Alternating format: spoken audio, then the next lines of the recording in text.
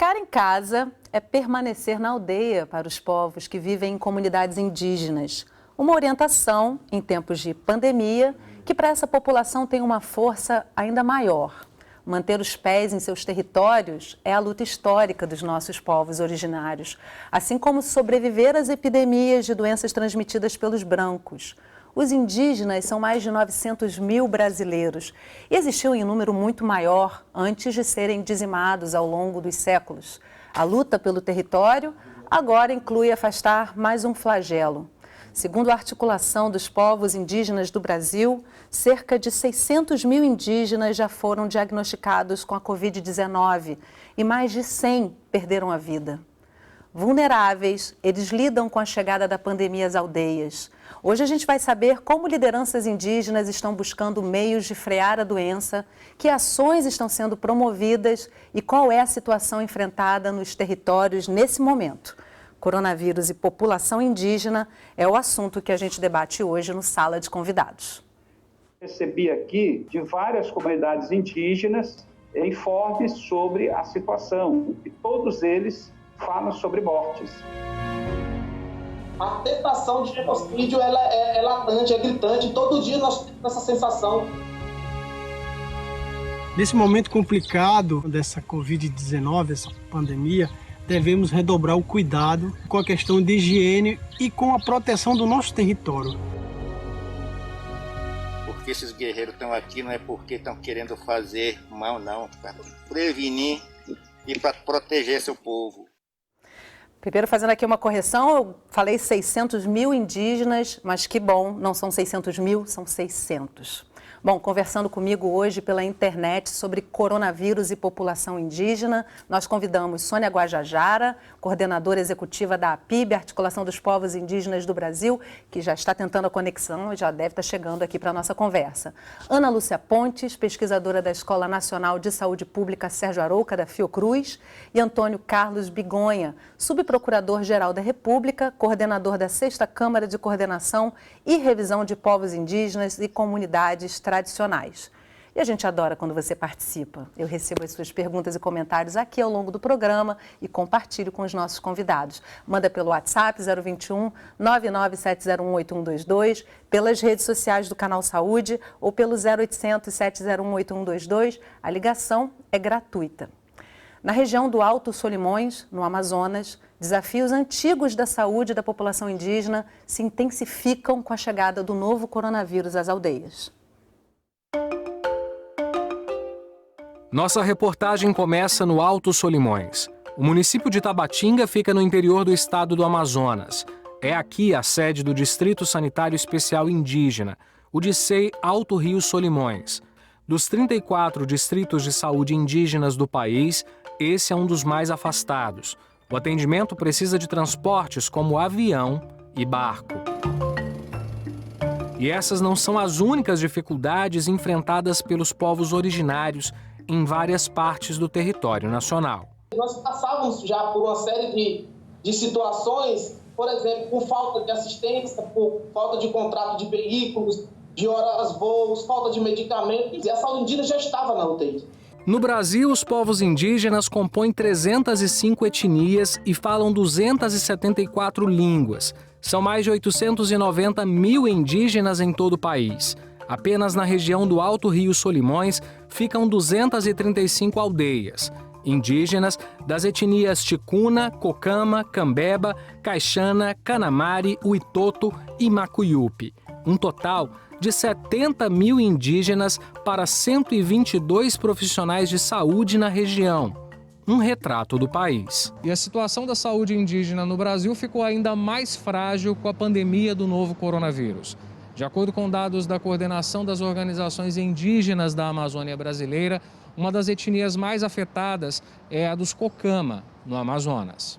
Entre os dias 3 e 7 de maio, as mortes por Covid-19 dobraram entre os Cocama, passando de 9 para 22 óbitos registrados, de acordo com um relatório da Articulação dos Povos Indígenas do Brasil, a APIB. A saída de indígenas das suas comunidades para acessar o direito ao auxílio emergencial é uma das situações preocupantes e não para por aí. Principalmente os motoristas, né? a CESAI, que transporta diversos indígenas para ir para os hospitais, buscar de hospitais. Os técnicos que recebem, eles não estavam tendo e ainda continuam sem ter os DPIs. A CESAI disponibilizou o número, mas é muito, muito pouco no tamanho do Brasil. Então, assim, hoje, uma das principais ameaças também são os próprios profissionais de saúde, porque não estão devidamente protegidos. Não só para ele mesmo, quanto profissional, mas também acaba sendo vetor e disseminador da doença. Segundo dados do site da Secretaria Especial de Saúde Indígena do Ministério da Saúde, 19 mortes por coronavírus foram registradas até o dia 12 de maio. Mas, de acordo com a APIB, os números já eram maiores, chegando a 77 mortes entre povos de 34 etnias indígenas do país. Recebi aqui de várias comunidades indígenas, de vários pontos diferentes do estado do Amazonas, informes sobre a situação, e todos eles falam sobre mortes. Eu recebi do Alto Solimões, por exemplo, uma relação de 30 pessoas, 30 indígenas falecidos, mas oficialmente o Estado estava reconhecendo um número menor. Então, na verdade, o que acontece também na área urbana está acontecendo na área interiorana e, nesse caso, afetando os povos indígenas. Doenças respiratórias já são a principal causa de morte entre as populações nativas brasileiras, o que torna a pandemia atual ainda mais perigosa para esses grupos. Lideranças indígenas alertam que cerca de 81 mil indígenas de 230 territórios estão ameaçados pelo novo coronavírus. Pegando o exemplo do estado do Amazonas, somente na capital você tem atendimento especializado, com UTIs, com hospitais com UTIs. E no interior do estado, nenhum município tem. Então você tem, por exemplo, a região de fronteira, aquela região do Alto Solimões, por exemplo, fronteira com a Colômbia e Peru, ali só tem um hospital e uma UPA que já estão sobrecarregados, é onde nós já tivemos um número muito elevado de contaminações e também já de mortes. A Articulação dos Povos Indígenas do Nordeste, Minas Gerais e Espírito Santo afirma que lideranças indígenas já buscaram o judiciário para tentar soluções rápidas. E também estamos articulando com o Ministério Federal, que isso é um contexto mais comunitário de movimento indígena, a busca de testagem rápida, como também de insumos, de EPIs, para garantir o trabalho pleno das nossas equipes. E estamos buscando também confeccionar máscara de pano, de tecido, para distribuir nas comunidades, principalmente nas comunidades mais afetadas com coronavírus, que já tem casos confirmados, inclusive de morte. E em cada aldeia, o momento é de preocupação e medo. As epidemias dizimaram povos indígenas ao longo da história. A tentação de genocídio ela é latente, é gritante. Todo dia nós temos essa sensação, todos os povos amedrontados com medo que esse vírus chegue e acabe em comunidades inteiras, como ocorreu no passado. Gente, a Sônia Guajajara já entrou aqui, caiu de novo a conexão. A gente em breve vai estar com a participação dela. Estou aqui na maior torcida. Vou começar com você, Ana Lúcia, que foi uma pessoa com quem eu conversei bastante essa semana para a gente pensar esse programa num momento tão importante, né? Eu imagino que nesse momento a pluralidade cultural entre os povos indígenas esteja sendo uma coisa super importante para a gente lidar com essa proteção. Porque quando a gente fala de grandes centros urbanos, a gente fala todo mundo usando máscara, todo mundo lavando a mão com sabonete, álcool em gel. E aí quando a gente encara essa grande diversidade no nosso país, com essa dimensão territorial, eu acredito que seja um desafio. Como é que você poderia trazer hoje um panorama, Ana, de como é que a academia vem colaborando para que essa população tenha proteção em primeiro momento nessa situação de pandemia? Bem, bom dia, Yasmine. Então, esse tem sido historicamente um grande desafio na implementação de políticas públicas de saúde, para populações indígenas, e a gente no trabalho acadêmico tenta subsidiar e reforçar, que a implementação de ações e programas junto a populações indígenas de diferentes áreas, não só da saúde, como educação, assistência social, ela precisa considerar essa diversidade sociocultural, linguística e de contextos, históricos, de ocupação ocupação territorial, de relações de contato com a sociedade envolvente, que vão configurar condições diversas de como essas políticas têm que ser adequadas e implementadas, né? Em pressupostos de como não existe uma uniformidade de compreensão da língua portuguesa, então, portanto, de reforçar a necessidade de tradução linguística das orientações, de necessidade de adequação dessas orientações como medidas de higienização e etiqueta social, que por vezes muitas das comunidades não têm, vamos dizer, o acesso a sabão ou álcool gel, ou acesso à água potável de uma maneira e também de uma lógica de organização social que não é individual, que é coletiva e que, portanto, ao pensar essa implementação, a gente tenta reforçar e tentar traduzir essas normativas técnicas, tentando apontar dicas em diferentes contextos das necessidades de adequação e que é fundamental nesse processo, e o melhor caminho para essa adequação é o diálogo com os próprios indígenas. Eles têm o conhecimento da sua realidade, eles têm o conhecimento, tem um conjunto de indígenas, inclusive, que nos últimos anos avançou na escolarização e que, portanto, já fazem esse papel de mediação. Temos enfermeiros indígenas, advogados indígenas, médicos indígenas, e que é importante, portanto, a inclusão desse conjunto de pessoas para poder com que essas orientações e medidas possam ter uma efetividade na prática dos contextos dos povos indígenas. Pensando em regionalidade, regionalização da saúde indígena também, né? Antônio Carlos, é inevitável a gente nesse momento, nessa semana, a gente falar da importância da questão territorial, do território indígena. A gente está aí com tramitações acontecendo da MP 910, que agora é o PL, Projeto de Lei 2633, e a gente lida nesse momento com uma questão territorial que vai além da questão ancestral, da questão cultural. Ela hoje é uma questão de sobrevivência, né? E aí eu queria saber como é que vocês estão lidando com isso, como é que a Procuradoria-Geral da República trabalha hoje para proteger esse direito territorial e também garantir esse isolamento necessário, porque esse me parece ser o único caminho para essa população, né? Yasmin, primeiramente, muito obrigado pelo convite, é uma honra grande estar aqui nesse programa tão importante da Fiocruz, e também agradecer o convite que foi feito para participar do programa pela Ana Lúcia Pontes, que é uma referência na área de saúde indígena. Realmente, o momento é um dos mais graves e a palavra isolamento nunca foi tão importante. Integridade territorial e a possibilidade de uma gestão autônoma, soberana do seu território, nunca foi um aspecto tão importante quanto no contexto da Covid-19. E a ideia de integração, né, o paradigma de integração, a política integracionista que já foi adotada pelo Estado brasileiro no passado, nunca foi tão perigosa, tão nociva quanto este momento. É preciso, primeiro, respeitar a integridade territorial dos indígenas e, segundo, é preciso manter esse isolamento, promover esse isolamento.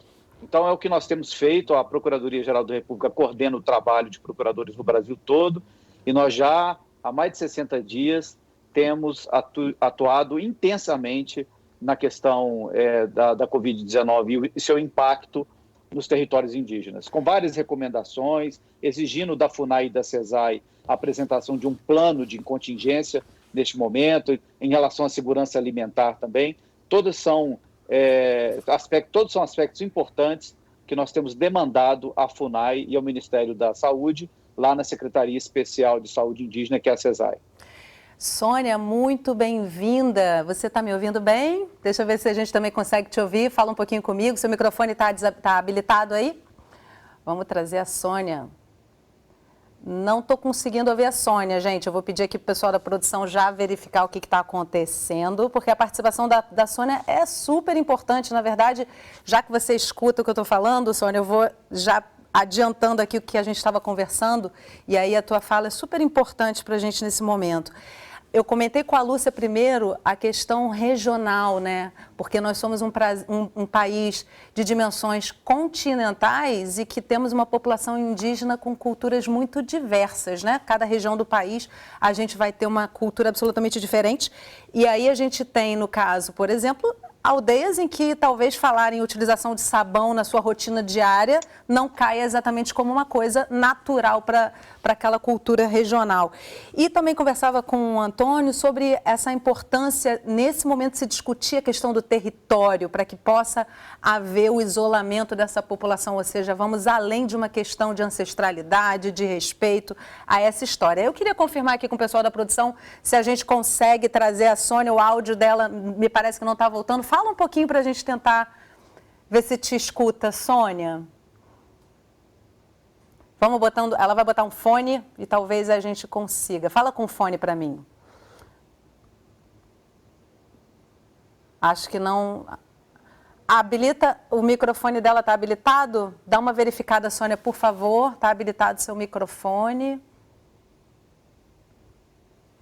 Ela está ouvindo a gente não está ouvindo a Sônia. Isso é, poxa vida. Eu queria pedir realmente para o pessoal ir verificando isso aqui enquanto a gente vai trazendo algumas outras questões na conversa. A gente teve um problema inicial com o Antônio Carlos, que ele também não conseguiu pelo computador, pelo dispositivo que ele estava utilizando antes.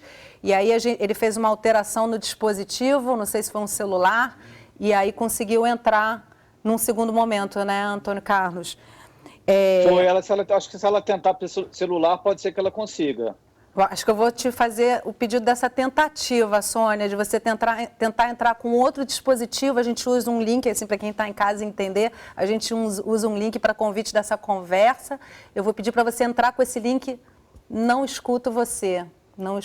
E a sua participação, para mim, é fundamental, né, gente? Ana Lúcia e Antônio Carlos vão concordar que vocês, no caso, essa população, a ação da população indígena no combate ao coronavírus é essencial nessa discussão e a gente também saber dar voz aqui para essas populações e a Sônia sendo uma representação super importante. É importante, Yasmin, deixa eu te interromper um pouquinho. Por favor. Pegando essa deixa, é importante a gente reafirmar no Brasil que após a Constituição de 88 não existe mais tutela indígena. Então, a sua fala é muito importante, ressaltar isso. Quem fala pelos indígenas são eles mesmos. Sim. Nem a FUNAI representa interesse indígena, nem o Ministério Público representa interesses indígenas, nem as ONGs. Existe uma autonomia constitucional indígena a partir de 88. Então, é muito importante.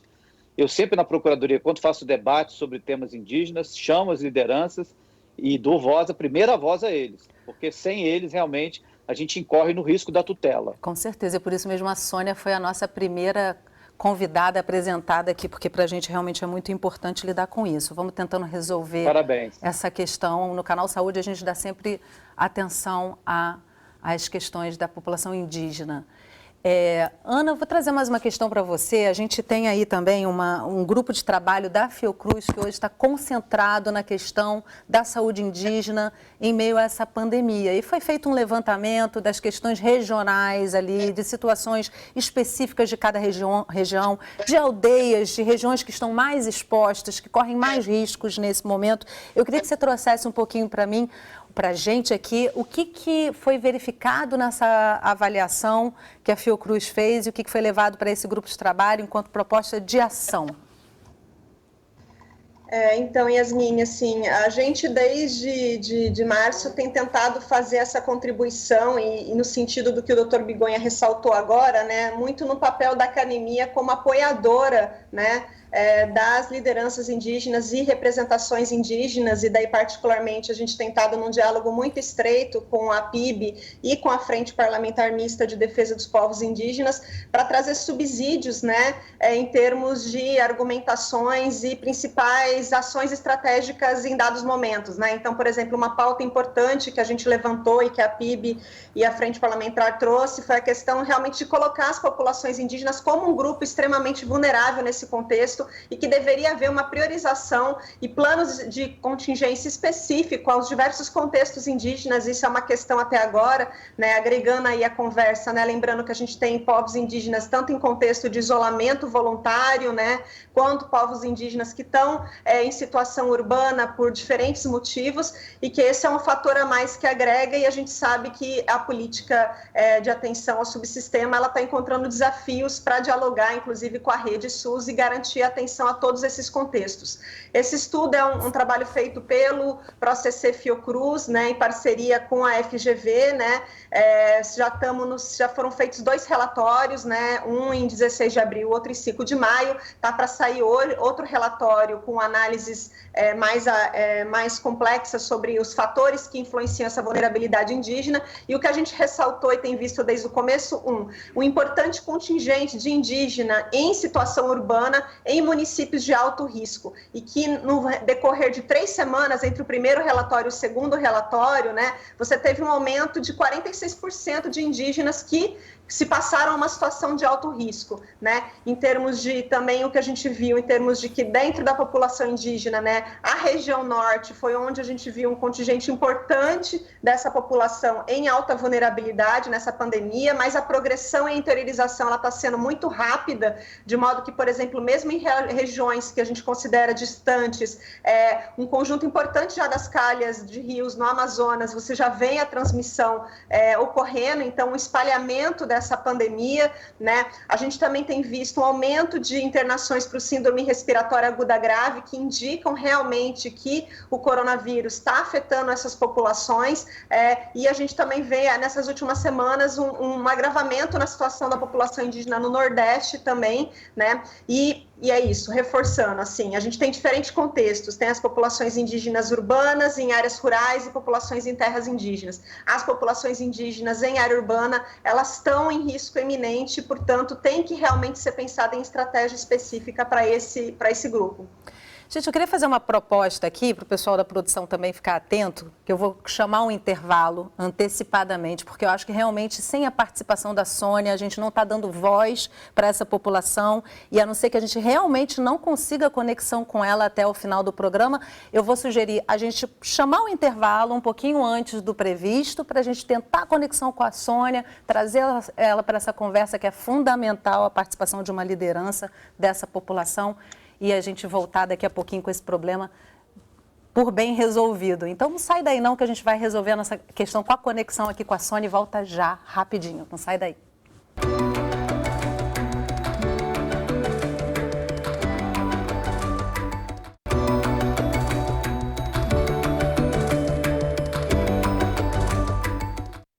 Sala de Convidados está de volta conversando sobre coronavírus e população indígena.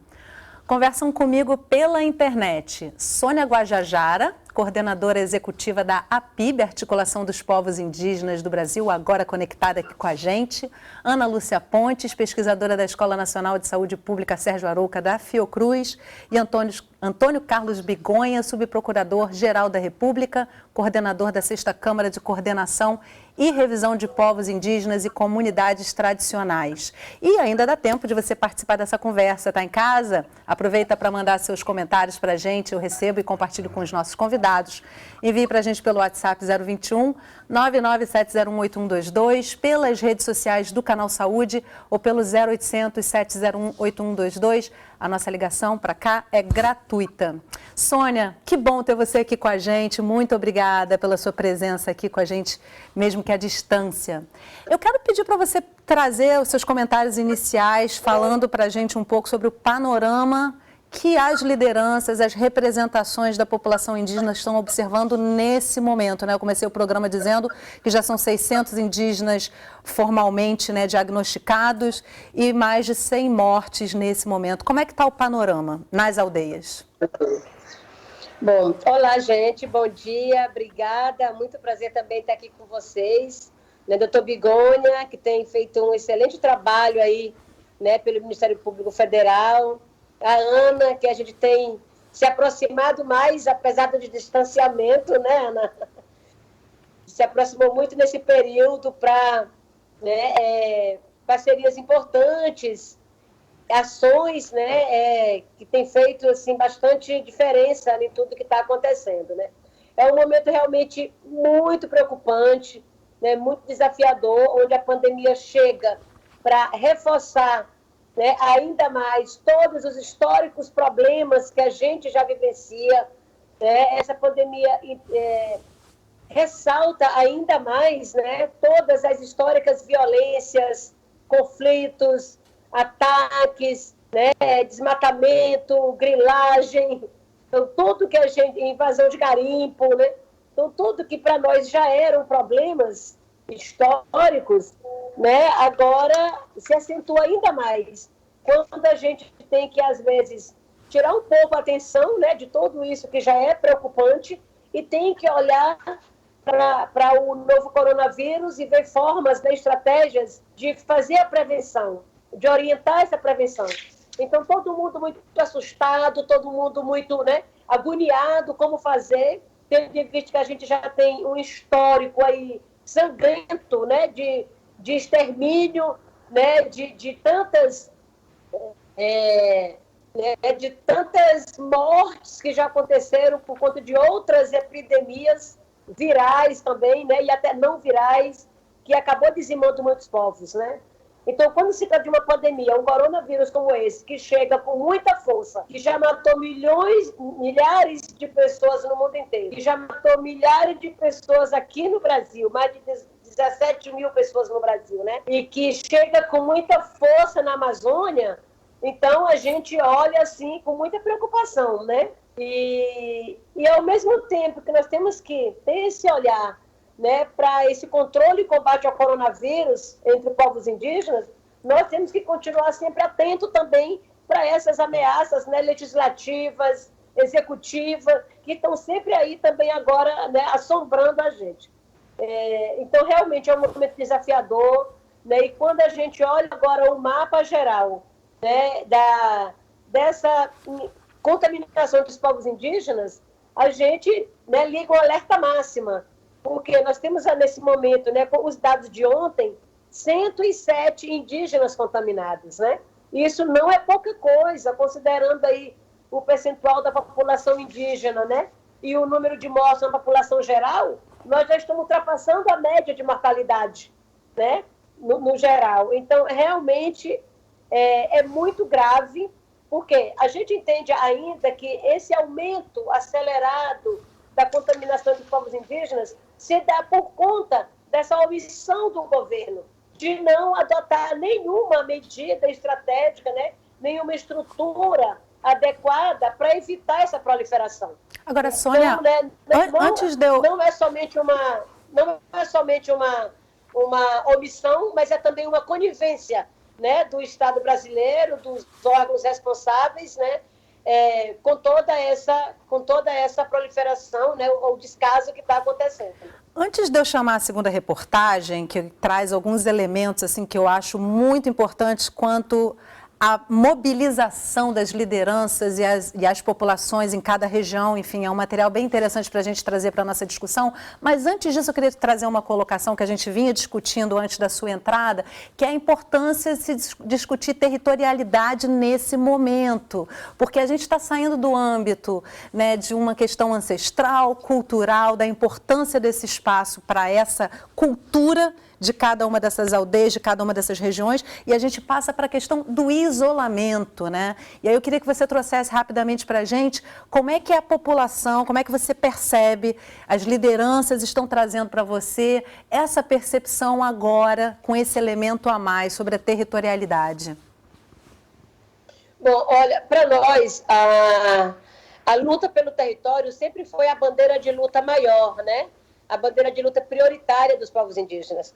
Nesse momento, essa constatação, né, ela se comprova mais ainda, porque essa orientação, fique em casa, né, não saia da sua aldeia, não saia do seu território, mostra para nós, né, o quanto, não é nem que mostra, mas assim, né, reforça para nós o quanto que nós ainda temos indígenas que não tem essa aldeia para voltar, que não tem o seu território para se proteger, né? Então, nesse momento de pandemia, se intensifica mais ainda essa urgência de se regularizar os territórios indígenas, porque é a partir, né, dessa garantia de ter o território é que você consegue também ter segurança que você vai se proteger, né? Então, ao mesmo tempo que a gente traz essa preocupação com os indígenas que estão nas retomadas, né, como no Mato Grosso do Sul, na Bahia, né, no Nordeste brasileiro, que estão em acampamentos, como no sul do país, debaixo de lona, na beira das estradas, né? Que não tem muitas das vezes o sabão para lavar as mãos, né? Ao mesmo tempo que a gente olha isso, quem não tem e está nessas condições, a gente olha também para quem tem e está tendo suas terras invadidas nesse momento por falta de proteção territorial. E aí você vê o aumento do desmatamento, o aumento da grilagem, o aumento da invasão dos garimpeiros, você vê a entrada também, né, ou a tentativa de entrada de missionários religiosos que querem forçar o contato com povos que estão em isolamento voluntário ou de recente contato, né? E isso, para nós, assim, é muito, né, preocupante, porque quem está, por exemplo, na área, né, como os povos de isolamento voluntário, que está lá no território, né, ele poderia ser a pessoa, eles poderiam ser as pessoas mais seguras nesse momento, né? E, no entanto, eles estão totalmente ameaçados por essas invasões, que são, né, nesse momento, os principais vetores de contaminação. Então, esses indígenas que estão no isolamento voluntário ou de recente contato estão ameaçados por conta das invasões e nenhuma medida, né, de política ambiental para resolver essa situação, né? Nós temos os indígenas que estão próximos às cidades, suas aldeias estão próximas às cidades, que precisam chegar no contexto urbano, que precisam trabalhar, que vão, né, para o comércio, para os frigoríficos, ou vão vender seus artesanatos, eles também estão ameaçados igualmente, né, porque estão em contato direto ali com a cidade. E aí, nesse momento, então, todo mundo está no mesmo nível de insegurança territorial, né? Todo mundo, por conta ou do acesso rápido, fácil, ou por conta das invasões, ou por conta até da dificuldade de comunicação em quem está nas áreas mais remotas. O que se complica com isso, né? As próprias medidas legislativas que insistentemente tramitam no Congresso Nacional. É um momento que o Congresso tem um acordo ali, que né, em período de votação remota, só iriam votar matérias relacionadas à saúde. E daí, de repente, você vê a medida provisória 910, que tramitou semana passada, que a gente fez um trabalho importante aí de articulação nas redes para pressionar, mas imediatamente eles já viram o jogo, transformam essa medida provisória em projeto de lei, que aí trouxeram ainda ontem para tentando trazer outra votação. A gente fez de novo uma mobilização grande com artistas, com lideranças, né, para poder dar visibilidade. Mais uma vez, foi retirada da pauta, mas está aí assombrando toda hora para voltar na próxima semana, né? E aí, fora esse, tem aí o PL da mineração, que a qualquer momento também eles podem trazer para votar, porque estão querendo agora, né, considerar mineração como atividade essencial, trazendo para o que é autorizado no momento, né? E que nesse momento o essencial... Isso ameaça muito, né? Esse momento, o essencial nesse momento é o isolamento, né? Então a gente deveria pensar realmente em meios de manter essa população isolada. Eu estou cheia de perguntas da internet. Uma portaria do Ministério de Minas e Energia que exatamente trata disso, né? De trazer a mineração como atividade, né, essencial para a cadeia, não sei das quantas. Então, é realmente, né, ataques legislativos que estão aí, executivo, porque agora, se não vai no legislativo porque demora a tramitação, aí a presidência vem com decreto, com portarias rápidas para poder atender seus interesses. Então, a gente se sente realmente, né, nesse momento, muito desprotegido por conta dessa segurança, né, dessa falta de segurança territorial. Se poder ficar realmente em isolamento. Olha, eu tenho um monte de perguntas aqui da internet e temos também uma matéria que traz muito desses elementos que você trouxe para essa conversa, Sônia. Eu acho importante a gente exibir a segunda matéria para quem está em casa assistir, porque com a interiorização da pandemia, lideranças e organizações indígenas correm contra o tempo para frear a disseminação do novo coronavírus nas aldeias. Quando surgiram as primeiras recomendações para evitar a disseminação do novo coronavírus no Brasil, organizações indígenas começaram a discutir as medidas que deveriam ser tomadas. As regras foram endurecidas e medidas sanitárias próprias foram criadas para evitar o contágio. É o caso do povo Tinguibotó, de Feira Grande, Alagoas. Nesse momento complicado que os povos indígenas e a humanidade vem passando dessa Covid-19, essa pandemia, devemos redobrar o cuidado, né, e com a questão de higiene e com a proteção do nosso território. devemos evitar de não indígena andando no nosso território, a presença de não indígena, fazer barreiras, né, para que essas pessoas não tenham acesso ao nosso território, redobrar os cuidados com a questão de higienização e limpeza. Na Paraíba, logo na entrada da aldeia Vitória, a placa alerta: não entre sem permissão. Construímos uma porteira para não deixar os indígenas sair e entrar, nem também o não indígena também fazer a mesma coisa. Esse foi o primeiro ato que nós tivemos. E agora conseguimos uma bomba que é para também detetizar os carros e motos que saem e que entram da aldeia. A proibição de visitantes e comerciantes de fora também foi feita na terra indígena Raposa Serra do Sol, que fica no nordeste de Roraima. Aqui vivem 51 comunidades de 5 etnias diferentes. Estamos aqui na RR 433, onde os seguranças indígenas das regiões Raposa, Baixo Cutingo e Serra fecharam parcialmente desde o dia 10 de abril e prosseguirá fechado por tempo indeterminado. A segurança é feita em regime de rodízio pelos próprios indígenas que tentam controlar o fluxo de entrada no território. Vocês que estão assistindo esses vídeos, acompanham nós, né? Porque esses guerreiros estão aqui não é porque estão querendo fazer mal, não, para prevenir e para proteger seu povo. E a língua, sinônimo de resistência, ajuda a informar, através de vídeos, línguas diferentes para falar e alertar sobre o novo coronavírus. O coronavírus para como mantolegar, nene apo bai kubia, piam tumbe ale pushing kubia, morobai aparan dianure bai non. Ao na pai imorwata na ilbenyonet, ina idabja. Wa adishamui wa adishamunumai. Maqui aí vai sibo para hadare o braqui, aí arredeu no arredeu ite bramai. Maqui uri a yarelo bra uri a watoriu bra não obre o braqui. Maqui aí te bra arrede o brau no mãe, aí te come com calma. Joana é da etnia dos Ticuna, que tem o maior número de indígenas do país. Ela tem um canal no YouTube e faz informativos sobre a Covid-19.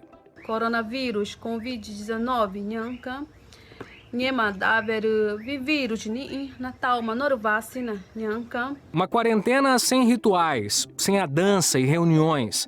Entre todos, a única certeza é de que é preciso resistir. Eu quero dizer a todos e a todas, aos velhos, anciões, às crianças, aos jovens, que independente do seu povo, do seu estado, da sua região, nós somos uma só nação, nós somos uma só família. E vamos conseguir superar tudo isso, sair vencedor dessa pandemia e futuramente estar na luta todos juntos. Gente, é muito bom de ver, né, que essa população ela está tomando posse também das tecnologias para poder acessar os territórios mais distantes e trocar essas informações.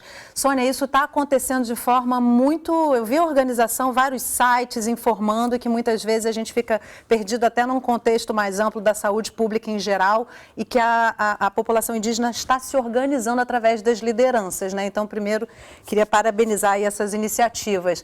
E eu tenho algumas perguntas aqui da nossa audiência que eu acho importante trazer para sempre encorajar a que haja mais participações. Então, vou trazer duas aqui, que é da Malu Valois, via Instagram. Ela pergunta se os indígenas são mais vulneráveis do que o resto da população.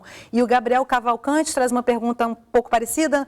Ele pergunta via Instagram se os povos indígenas são mais vulneráveis à Covid-19 por questões biológicas ou sociais. Ana, vocês percebem isso nesses levantamentos que são feitos através dessas pesquisas da Fiocruz, de alguma forma? Assim, a gente imagina que sim, né? Como leiga, eu de cara imagino que essa população, pela sua história de vulnerabilidade, sim. Mas o que a gente percebe hoje em termos de retornos de pesquisas? Então, a gente realmente vê vários fatores que a gente afirma que é uma população extremamente vulnerabilizada para a questão da pandemia, né? Em aspecto em relação à doença e da imunidade, é uma vulnerabilidade geral da população indígena e não indígena, né? Então, a gente está ressaltando não uma vulnerabilidade específica do ponto de vista biológico, mas principalmente social e de luta por direitos e proteções e garantias que impactam nas condições prévias de saúde e acesso a serviços de saúde. Então, o que são os fatores principais que a gente tem batido que aumenta essa vulnerabilidade? Um é isso, né? É uma população em que as iniquidades no país, né, e a dificuldade, a luta por direito levou às condições precárias, às vezes de condições de garantias, de acesso à água, alimentações, a tudo que é necessário para o bem viver dos povos indígenas e que, portanto, colocam eles numa situação que, nesse contexto de isolamento, para conseguir garantir as condições necessárias, eles veem diversos desafios, em parte da resposta indígena tem a ver com isso. Um outro fator tem a ver que a gente realmente, os estudos, analisando os agravos e causas de mortalidade, a gente vê que a população indígena ainda, ela sofre de doenças que são preveníveis, né, como as infecções respiratórias agudas, e já que, como colocado no primeiro vídeo que vocês colocaram, ainda é uma das causas principais de morte, e particularmente também em crianças, né? E a gente também tem alertado, né, que esse perfil de agravamento do coronavírus, a gente não pode pressupor que em população indígena vai ser o mesmo, e a gente está vendo muita morte de crianças, né, como foi do bebê aí de 10 meses que faleceu aí recentemente. Teve uma criança guarani também que a gente tem que atentar. E tem essa questão de que as terras indígenas estão localizadas em municípios distantes de redes de referência, né? E como o agravamento do Covid exige internação e suporte respiratório, né? A gente vê que o acesso a esses serviços e a esses recursos, eles são muito difíceis e pouco disponíveis para a população indígena, colocando eles numa situação de vulnerabilidade em termos de garantia da assistência necessária a esses serviços, né? E esses outros fatores que foram colocados por Sônia fazem parte desse agravamento que a gente coloca aqui nesse contexto, é um agravamento amplo, né? Deixa eu trazer aqui mais uma participação para comentário da Sônia e também do Antônio Carlos. O Gilberto, do Rio de Janeiro, mandou para a gente essa mensagem pelo WhatsApp. Ele diz que segue no Instagram o coletivo O Caretê, e o Instituto Mamiraua. Me corrija, Sônia, se eu estiver falando errado aqui, e acompanha com desespero deles e das comunidades indígenas em busca de alimento e atendimento médico. O meu medo, ele diz, é que façam o mesmo que fizeram com o povo Nhambiquaras, o povo cinza, que foi dizimado durante a ditadura, como relata o livro O Povo Cinza, da editora Melhoramentos, da USP. Era chamado povo cinza, pois passavam as cinzas em seus corpos. É muito preocupante esse vírus penetrar a selva amazônica e sofrer mutações e voltar pior do que agora. Temos que levar isso em consideração. Eu quero trazer para o Carlos e também para a Sônia em seguida. Carlos, que ações estão sendo, né, organizadas e tomadas, mobilizadas para evitar realmente uma tragédia galopante? A gente já vê nos últimos anos, né, queimadas, situações relativas realmente à terra, a gente já vê um agravamento dessa situação, mas o coronavírus ele intensifica ainda mais. Como é que se pode proteger esse povo com ações, judicialização talvez dessas questões? De que forma a gente está hoje mobilizando essas lideranças juntamente com as ações do Ministério Público, por exemplo?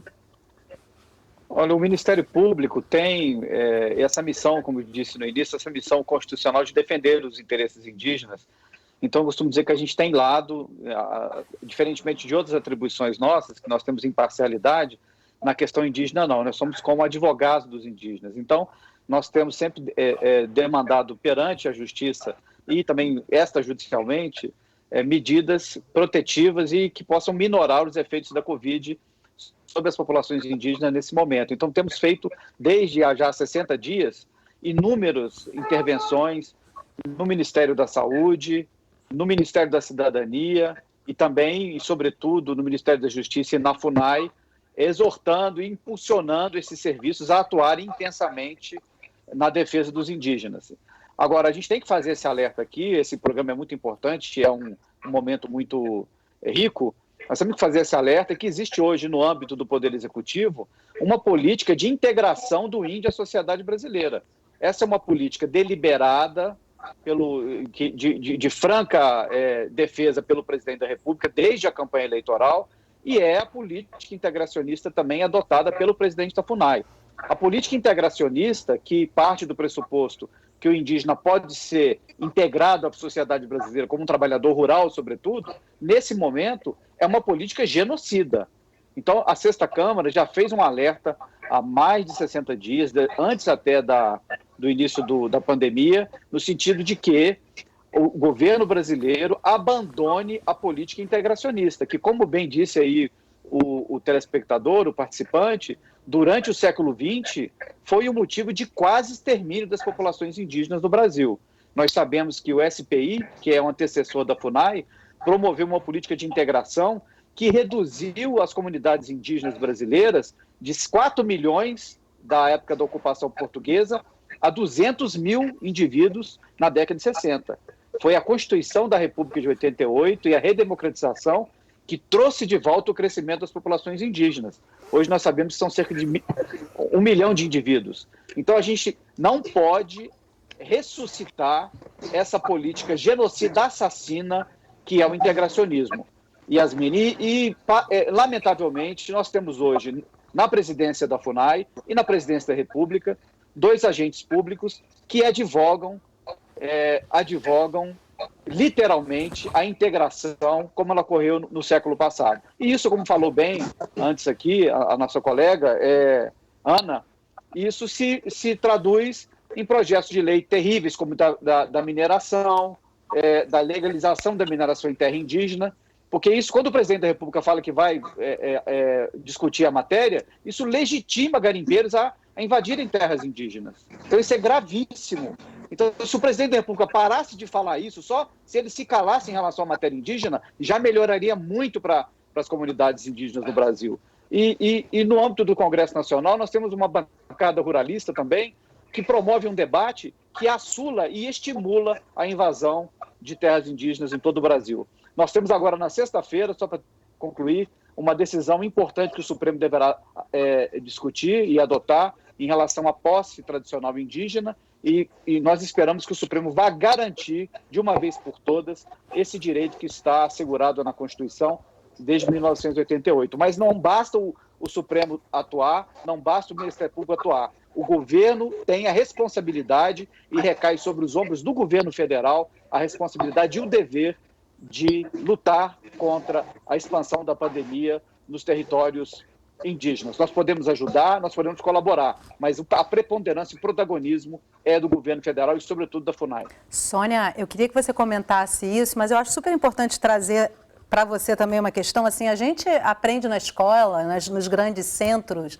uma imagem muito caricatural dos indígenas no Brasil. Vocês devem ter, além da força da luta, vocês têm que ter muita paciência para mostrar que o fato de se ter acesso à internet não reduz a cultura indígena em nada, só acrescenta, só pluraliza, né?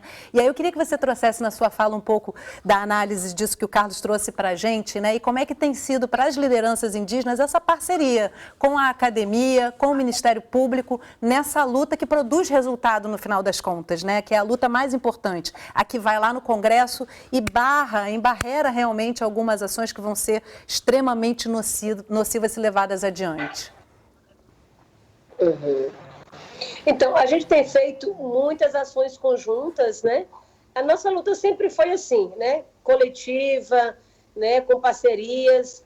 E nesse momento da pandemia, a gente vê essas parcerias se intensificar mais ainda, né? A gente não só fortaleceu as parcerias que a gente já tinha, como também a gente ampliou essas parcerias, né? E nós temos desenvolvido muitas ações conjuntas, né? Tanto no que tange as informações para os povos indígenas, né? Sobre a prevenção, sobre as orientações de higiene, a exemplo do que a gente fez, né? Em conjunto, a PIB, a Fiocruz, a Brasco, o Projeto Xingu, a Unifesp, né? A gente fez um manual de orientação para a higienização dos produtos e de alimentos que são entregues nos territórios indígenas. Porque a gente sabe que é um momento assim tão grave que não basta só a gente arrecadar alimentos ou ter dinheiro para comprar e distribuir alimentos se a gente não toma os cuidados necessários para evitar que o risco, né, chegue lá dentro da aldeia por conta dessa mesma ajuda. Então, a gente fez esse manual para orientar, muita gente está utilizando desse informativo, né, para entrega, e como o Ministério Público Federal, o doutor Bigônia falei no início, né, tem feito um excelente trabalho ali de acionar de forma rápida, célere, né, essas instituições, os órgãos, quando tomam medidas contrárias ao que tem que ser feito. Isso não agora só em relação à pandemia, mas também já antes, né, em relação a essas garantias aí de cumprimento do direito constitucional dos povos indígenas, né, uma vez que nós estamos com toda hora, todo dia, todo momento, uma novidade aí, né, que desafia ou que desmonta a Constituição Federal. Então, é facilmente, né, passível de se entrar com alguma ação, porque é tudo inconstitucional, né, o que esse povo traz, por parte do governo federal, né? E então a gente tem conseguido vários avanços por essas medidas judiciais, né, com os órgãos, a exemplo da portaria da FUNAI, que logo que surgiu a pandemia, era para fazer as orientações, a FUNAI trouxe uma portaria autorizando as coordenações regionais a fazer contato com o povo de isolamento voluntário, né? Aí coloca ali, se for necessário. Só que a gente sabe o que é, né, que eles utilizam como necessário, exatamente o que atende aos interesses deles, né? Então, queria exatamente ali era facilitar o contato. E a MPF entrou rapidamente, eles conseguiram retirar da portaria o item que tratava disso, né? E assim teve vários outros. Agora, ontem, a CESAI trouxe uma carta, né? Trouxe uma carta para os DICEIs, falando que qualquer que fosse o tipo de apoio, para o DICEI aceitar, tinha que ser autorizado primeiro pela CESAI, Brasília, né? Então, me diga, no momento que nós estamos buscando todas as formas, né, de trazer ajuda humanitária para os povos indígenas, você poderia contar com os DICEIs como um apoiador. Nesse momento, se ele utiliza dessa orientação, ele vai estar sendo, né, totalmente, assim, está impedindo que as ações cheguem. Então, assim, isso para nós foi muito preocupante no dia de ontem, né? A gente circulou bastante isso, denunciamos, falei ontem bastante em entrevista, falei com o coordenador direto aqui do Maranhão, do DICEI, falei, ajude, oriente o seu secretário que ele está errado, ele está sendo omisso, ele está sendo conivente com o genocídio, está autorizando o genocídio. Então, depois a gente viu aí que houve um recuo, né, ali, editaram, né, publicaram uma nova carta, como é de praxe nesse governo, faz, depois recua, enfim. E a gente tem ido para cima com essa pressão e tem dado certo, tanto nas redes sociais, né, utilizando das tecnologias, como também com ações judiciais. E nós temos utilizado bem as tecnologias nesse momento, né? E claro que isso não minimiza de forma alguma, e pelo contrário, eu acho que nós temos um exemplo grande já nesse período de pandemia, que foi a realização do acampamento Terra Livre online, né? Foi do dia 19, né? Foi agora terça-feira, né, Sônia? Espera aí que está falhando um pouquinho a internet da Sônia. 27 de abril. Ah, de abril. 27 de abril. Mas teve um evento agora no dia 19. Acho que a Sônia tá... a nossa conexão está um pouco... Só um minutinho, Sônia, que a gente não está te ouvindo bem aqui. A gente está com a nossa conexão um pouco ruim. Vamos ver se os nossos convidados retornam aqui para a gente. Eu só escuto a voz da Sônia, só um minutinho. Vamos tentar aguardar um minutinho, que a gente já está chegando no finalzinho do programa, e eu queria muito uma fala final de cada um dos nossos convidados. Vamos ver se a gente retoma essa conexão. Está ouvindo? Estão ouvindo? Eu estou ouvindo vocês, mas não consigo ver, só consigo ver a Ana Luz. Eu tenho 2 minutinhos, infelizmente, para terminar o programa. Acho que a conexão está melhorando um pouquinho. Sônia, eu vou pedir para você finalizar, que pelo menos a gente te escuta, e eu acho que essa sua fala é muito importante para a gente. Acho que a nossa internet está retornando. Eu queria uma fala final sua, em termos de perspectiva. Você está me ouvindo? Acho que a Sônia... Está me ouvindo? Eu queria uma fala final sua, em termos de perspectiva nesse momento, com tudo isso que está posto aí. A gente sabe que essa pandemia ela não vai finalizar tão rapidamente assim. Que perspectivas você tem diante dessa mobilização dos povos indígenas? O que você acha que pode se esperar nos próximos meses nessa situação? Vamos ver se a gente consegue ouvir a Sônia. Bom, gente, né, como o resultado do Calibre Online, a verdade que semana passada, né, para a construção do plano, nós estamos nesse momento de concluir, né, e fechar um plano nacional de enfrentamento da pandemia, considerando essa nova etapa. Porque o vírus chegou nas aldeias, desses infectados, a maioria, 80 casos só no Amazonas, mas já chegou nas 5 regiões. Nós estamos fazendo esse plano a partir, né, de agora. O que pode ser feito para evitar maior contaminação ainda, né? E que barreiras sanitárias podem ser instaladas ou melhoradas a partir do que já tem. Porque a gente entende que a estimativa que está sendo anunciada agora é que esse vírus pode chegar com mais intensidade, né, a partir da metade de junho em diante. E a gente não quer, de forma alguma, que chegue sem a gente fazer todo esse trabalho preventivo, né? E o nosso plano, pronto a semana que vem, a gente vai pedir ampla divulgação, tanto para trazer pessoas para se disponibilizar para trabalhar, né, no que for preciso, como também de apoiar financeiramente a implementação desse plano. A gente já viu que nós vamos continuar pressionando o governo para assumir sua responsabilidade, mas a gente também vai fazer o que cabe a nós, né, de forma complementar para evitar esse outro genocídio dos povos indígenas. E eu vou ficar realmente na torcida mais intensa, Sônia, porque é uma luta mais que justa e a gente sabe que, na verdade, os povos indígenas, eles não estão somente defendendo um território ancestral, vocês estão defendendo a floresta nos traz equilíbrio e nós temos aí à nossa frente aí um vírus que também mostra um desequilíbrio da natureza, né? Ele vem da natureza e se instala, traz uma pandemia para a nossa sociedade também para refletir um pouco sobre esse equilíbrio que a gente precisa ter nas relações entre os povos e entre os ambientes, né, cidades e florestas. Gente, infelizmente eu tenho que encerrar o programa agora, a gente lida com essa questão da conectividade para a realização do programa, então eventualmente a gente perde um pouquinho desse tempo precioso, mas a gente vai ter outras oportunidades com certeza para falar desse assunto que é super importante. Muito obrigado, Carlos, muito obrigada, Ana, e em especial Sônia Guajajara pela sua participação aqui com a gente no programa. E obrigada a você que acompanhou a nossa conversa de hoje. E você continua informado, acompanhando o Canal Saúde. De segunda a sexta, tem Boletim Corona ao vivo, às 3 da tarde, no nosso canal no YouTube. E também às 7h30 da noite na sua TV. Você também se informa com o nosso podcast, Corona Fatos, nas melhores plataformas. Se cuida, fica em casa e compartilhe o nosso conteúdo. Está tudo disponível no site do Canal Saúde. A gente se vê de novo na próxima semana. Até lá!